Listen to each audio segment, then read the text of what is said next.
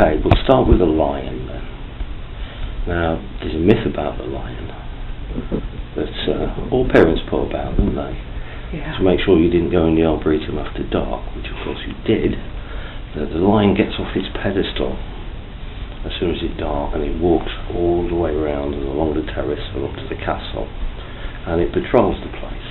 And that was one way of trying to ensure we didn't go in at night, which of course didn't work. No, it didn't, no. Of course the lion is a famous thing for climbing on when you were a kid.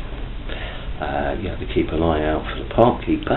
There were park keepers when we were kids. There was in the 60s, yeah. 60s and 70s. And you used to pull yourself up on the tail. Yeah. And the idea was to sit on the lion's head. And I did that every birthday till I was 21. And I stopped doing it on my 21st birthday because I'd had a few, and I was stood on the lion's head and I was a little bit tipsy and I fell off. And I thought that was probably a time to call it a day. But of course the other big monument in there was of course what we used to call the castle. Yeah. At the top, which could double up as the Alamo if you wanted to play cowboys, or the Sheriff of Nottingham's castle if you made yourself a bow and arrow and you wanted to play Robin Hood. And it's actually a well, isn't it? There's a well up there, and there's a big iron gate, and it's always been barred off. You could never get in there, and we were always told that there was something down there. There was a creature down there, and you could actually, if you put your ear to it, you could still hear water. But they've blocked it all in, they've concreted it all now. But the gate is still there, so you can still look through it. So it was a haunted castle. It was. Which memories of being up there in the dark. Yeah, what else was there? Well, what you won't see there now, but in the early to mid-60s, there was the peacock pen, wasn't there? The peacocks, yeah. Which is on down... the terrace.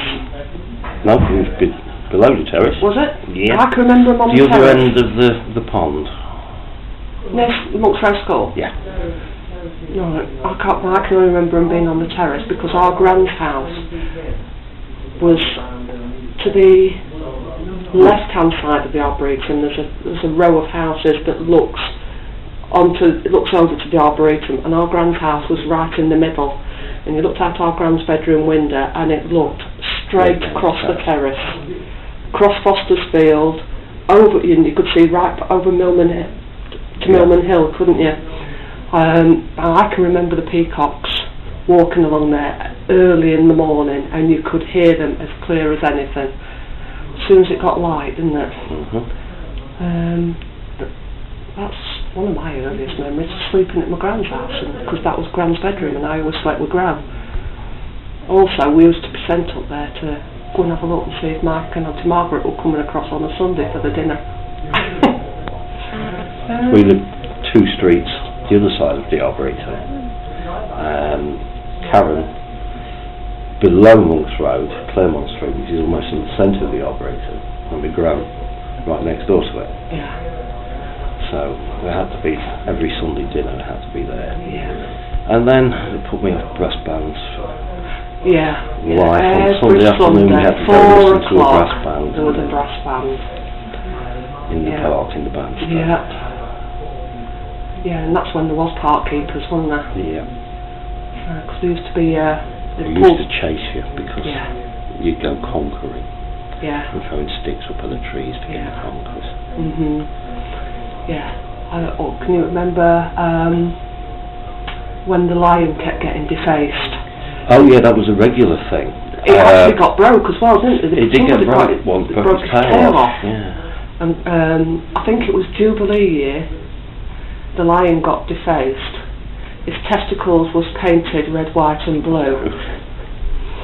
And it has been various colours. It's been all pink. Yeah. Striped. Yeah. Didn't they do something to his face?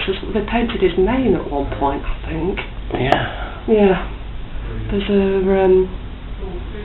website on Facebook, there's a thing on Facebook called You Know You're From Lincoln If, and there's hundreds of old photos at the Arboretum, and there's photos of the lion when it was defaced and everything. Yeah, You Know You're From Lincoln If, and there's lots of old photos of the Arboretum from the 18 something right up to present day, and well, it might be worth a look. That's quite interesting. What else?